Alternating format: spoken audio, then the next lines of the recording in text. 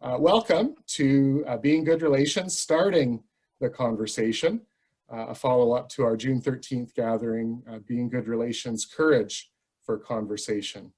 And let me begin by saying Anin, Bojo, Dejnakas Rodney, Bob Cajun, Donjaba, Raven Dodem. So Mississauga Anishnaabe territory is where I'm residing, and some of you I know are in Algonquin territory, but Curve Lake, I've learned that folks introduce themselves morning, and where I'm from, I've been living in Bob Cajun for about 8 years, and I do have a Dodem, a clan from my time with the Heiltsuk, and that's Raven. And yeah, it's good to be together today, and it's good to have Shelley with us. I've known Shelley for 15 years now. Shelley and I represented the Bay of Quinte Conference with others at the Living into Right Relations event in Pinawa, Manitoba, to the beginning of the National Truth and Reconciliation Commission. So that's 15 years ago. And we've done lots of good work together over the years. And yeah, this is Shelley's second talk with us, that other talk in June. So we're grateful that you've joined in this morning. And I'm gonna welcome Lloyd and Jean Porter, who are elders in the circle, to do a more formal introduction of Shelley, how they're connected to Shelley, and to offer an opening. And perhaps everybody else, we could just ask you to turn off your camera and microphone, and that may help the quality of the sound. And I see that already some people are using the chat function, which is great. Stacy says she's Anishnaabe, the Haudenosaunee Confederacy in Huron-Wendat, region of the Williams Treaty. So that's a land acknowledgement where she is. So thanks for that. And others are welcome to use that chat function. Anything else technically we should say, Sharon, before we begin? Thanks, Sharon, for helping host the meeting. No, I think we're good for now. We'll talk a bit more about breakout rooms when we go to breakout rooms. Yeah, I guess I could say as a last thing, Sharon and I are staff for the East Central Ontario Regional Council, and my area of responsibility is in Indigenous justice and respectful relationship, and that's a one-day-a-week thing for me. And 3/4 of the time, I'm Shelley's minister at Curve Lake United Church, and Wesley United Church is a non-Indigenous congregation. That's a 3/4 time ministry position for me. So having said all that, thank you, Jean and Lloyd, for doing our opening this morning. Okay, and I think we'll begin with prayer. Let us pray. Holy One, creator of all that is, seen and unseen, of heartbeats, of tears, of bodies, of souls, of voices and all relations, of story, of conversation, and of song. You are the creator of all truths and the way of all reconciliation. We are thankful that we can gather together in spirit, if not in person. Let us feel your presence among us. We ask that the Mi'kmaq peoples in Nova Scotia also feel your strength and loving presence as they struggle to maintain their treaty rights to fish for lobster. Lead our government officials to understand that we are all treaty peoples. Uphold with your love and compassion all who open their lives in the sacred sharing of stories. Help us to listen openly, assume best intentions, speak briefly, and ask for clarity if needed. Touch us all through the holy gift of story and conversation, that those who speak and those who listen may behold your redeeming presence. Help us to be changed by what we hear. Breathe in us the grace to trust in your loving forgiveness, that we may face our histories with courage. Guide us with holy wisdom to enter through the gates of remorse, that our feet may walk gently and firmly on the way of justice and healing. Amen. So, my name is Lloyd, and I'll just talk a little bit about our connection to Shelley. About 8 years ago, Jean came home and from a dancing circle gathering and told me about a woman that made a great impression on her. She was from first Curve Lake, Anishnaabe, and as we talked, we wondered if Shelley would come to our church at Pickering United Church in Pickering and talk to the congregation about, this was in the midst of the TRC, and we wondered if she'd come and talk to us a little bit about reconciliation and a little bit about her own story. And so we arranged a meeting with her, and we met in a place near Peterborough in a coffee shop. We made our pitch, and she agreed to come and talk as a guest speaker at our church. At the end of that meeting, out of respect and in the spirit of tradition, I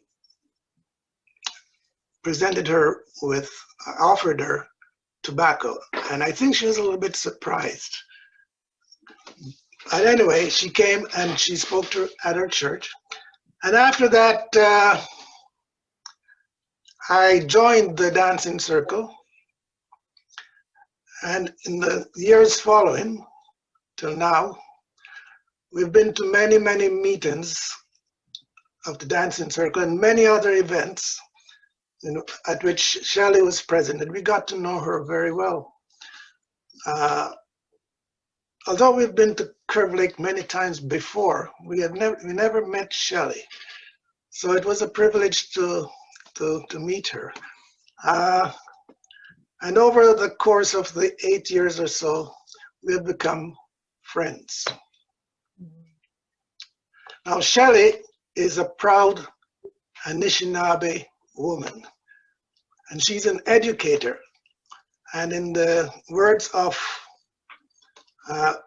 Justice Sinclair, the mess that we're in now is due to education.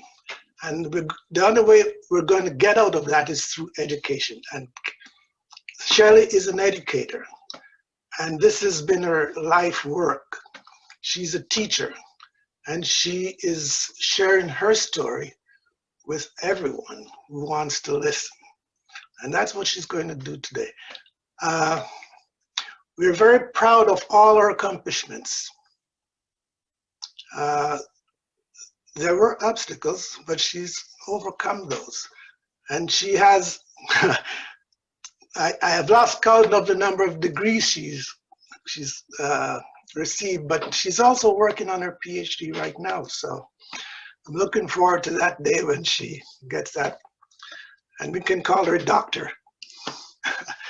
So, but on a very personal level, I see Shelley as a long-lost relative.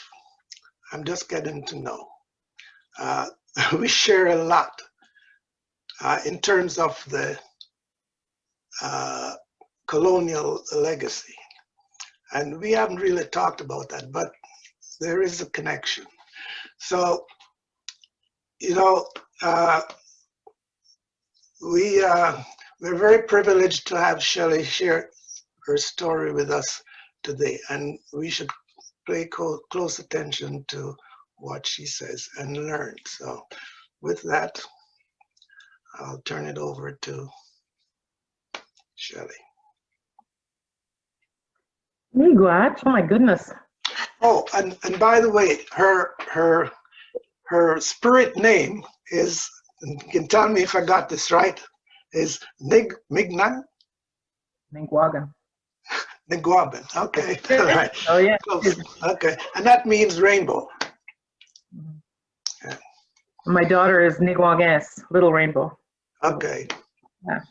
But in our traditional, Bojo, Ani, Nigwagnan, Indigenous, Curve Lake, Eshikigamang, Ndunchba, Migizi, Dodem. Otherwise, I'm Shelley Knott Fife and trying to rein in some humility here. Thank you so much, Lloyd and Jean. You guys have obviously been very good friends. I can't believe it's been 8 years since that coffee shop. Wow. But as Lloyd was saying, and I don't know how many of you are returning from, this is the second segment in our little series, I guess. The first segment was mostly when I went through the whole historical piece as I saw it through my eyes. And as Lloyd was saying, I'm in Indigenous education pretty much all my professional career, at least for the last 20 years. And so I do have a Bachelor of Ed, and I finished my Master's in Purdue in special education, and I'm doing my PhD currently in Indigenous education with a focus on special education.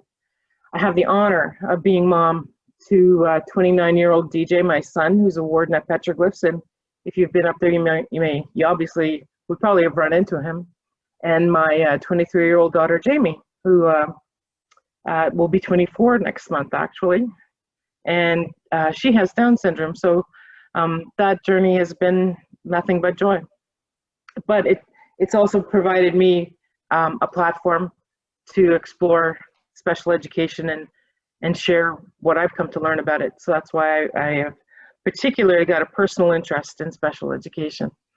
I've worked as an education manager for my own First Nation here for several years. We have a JK to grade 3 school, as well as anything that covered JK to post-secondary.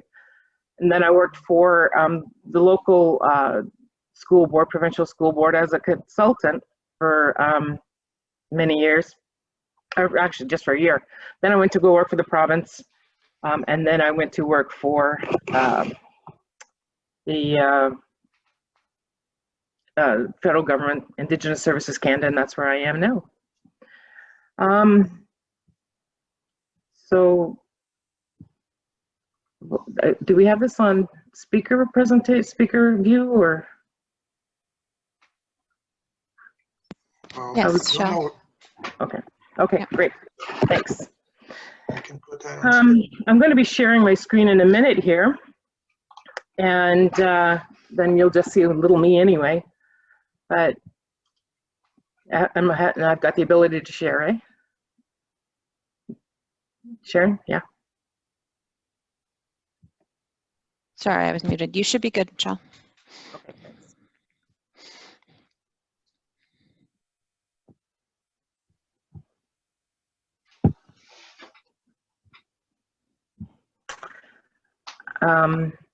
That's not what I want. Oops.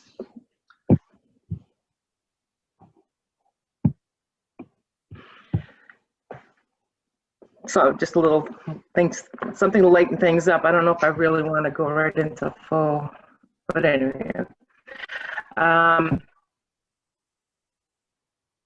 Finally, I remember what Zoom meetings remind me of. Remember the Muppet Show? Yeah. Isn't it funny though when you see all these faces and then you go, oh, what does that remind me of? And finally I saw this meme, and that I kind of positioned it perfectly, as well as Hollywood Squares. That was also another thing that this reminds me of. So anyway, here we go.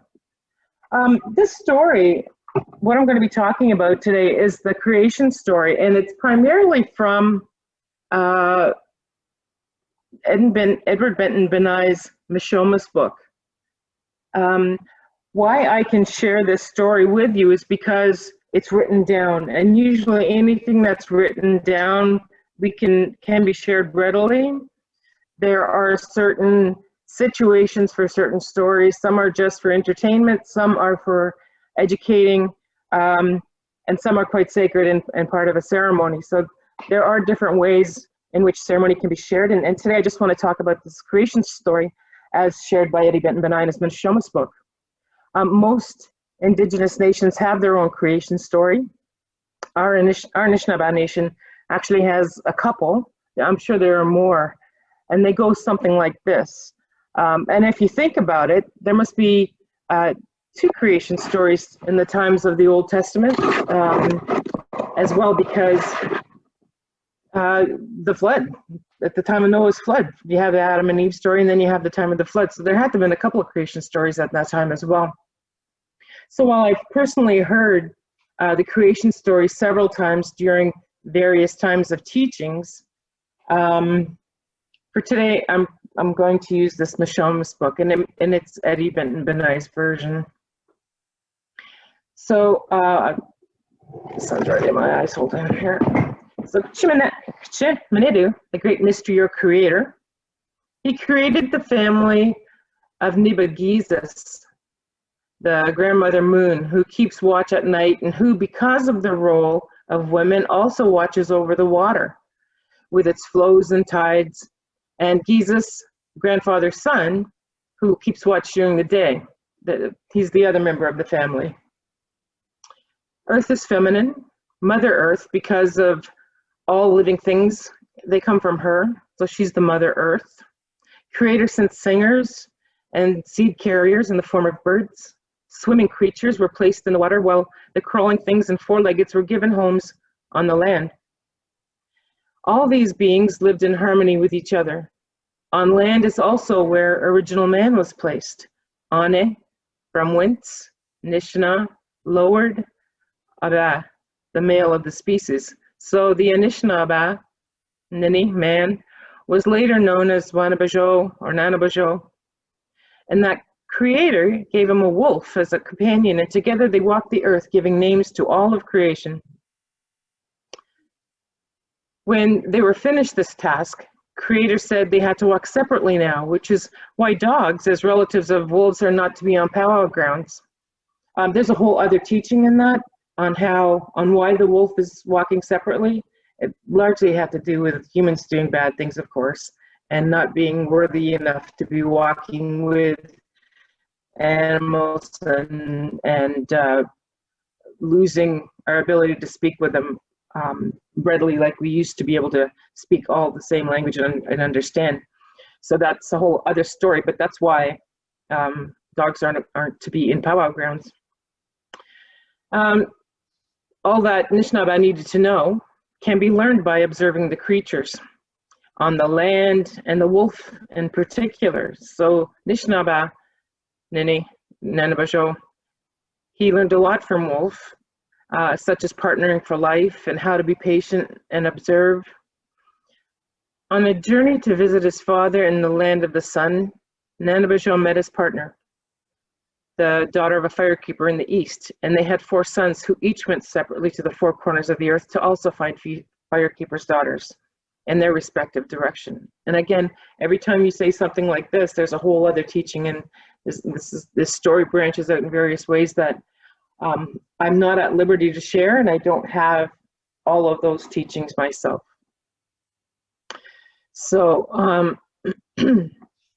they all have their partners, and they all went to different areas of the earth. All was harmonious until it wasn't. And long before, before long, harmonious living turned to squabbling and forgetting how to be respectful. Chimenidu decided to purify the earth with water in the form of a flood, which appears to wash away the darkness growing in people's hearts. This is the most popular of the 2 creation stories, this flood story. Nanabajo had found a log to rest on, and other surviving members joined him on this log to figure out what to do after the flood, when no land could be seen at all. First, Nanabajo tried to dive deep enough to grab some earth to create new land, but couldn't reach the bottom. He dived deep, he couldn't reach the bottom.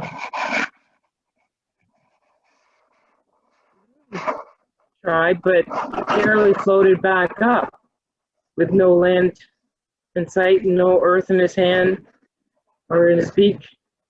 The mink tried, the otter, and even turtle tried. It seemed hopeless, but the small voice of the muskrat, Wajashk, said, "I'll try." And everybody kind of mocked him because he's this little guy. He dove and was gone so long that they believed he wasn't coming back. But then they saw him floating to the top. But his body was lifeless. But fortunately, within his paw was a little bit of dirt. And that dirt was enough for Nanabajo to put back on the back of Turtle, who volunteered to bear the weight of this new land. I don't have the picture. I thought I had the picture of Shashk. So the four winds blew until it became the size of what we know, until that dirt became the size of what we know as Turtle Island. Today, muskrats build their homes in the shape of little balls of earth. Our Anishnaabe worldview is grounded in the creation story. Anishnaabe people, Aboriginal people, view the earth as their mother and the animals as their spiritual kin. All living things are connected, and we are all part of a greater whole, which is called life. When I first greeted you, I said, Bojo, Ani. And we say Bojo because in reverence and in respect to Nanabajo, and as he was a shapeshifter, he was the trickster.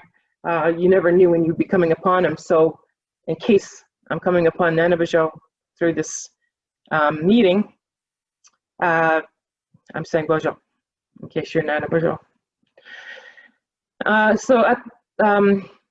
Over the last few months, humans have been made to stand still, and Mother Earth was given the chance to breathe again. And our animal and plant world were reminding us that there are still lessons that they can teach us. I have hope that we see this time as another creation story where we can rebuild the world to be better.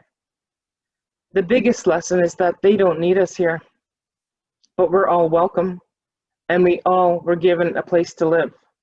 All colors of fur, of scale, and all colors of skin.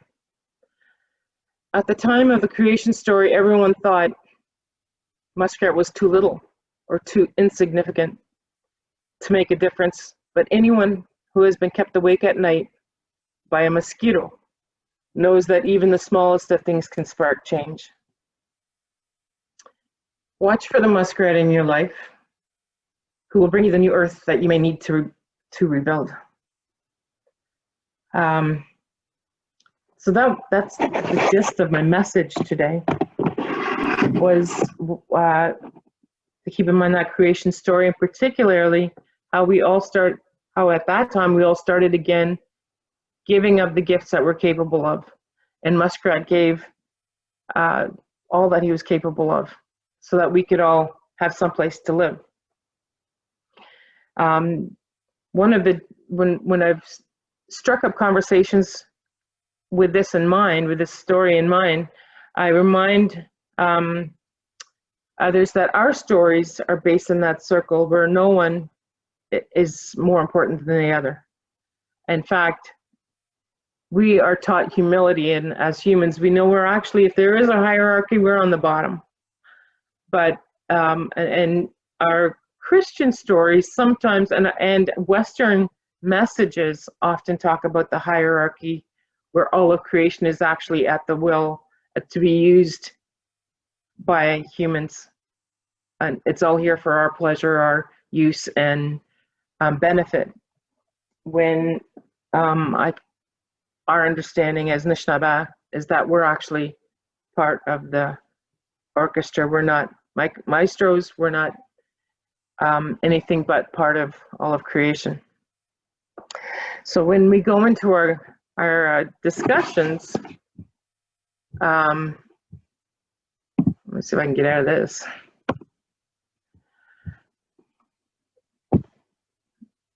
This is something that I think we can talk about, that we'd like to talk about, is how can we have better conversations, keeping in mind that we're all part of the orchestra, all part of creation. We all play a part. Or even talk about who was that little muskrat who helped build your piece of earth into something bigger that you could build a foundation. Lots of things to talk about. And I think that we actually have a lot of time this morning.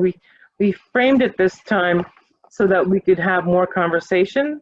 We kind of ran out of time to talk last time. And miigwech. Short and sweet.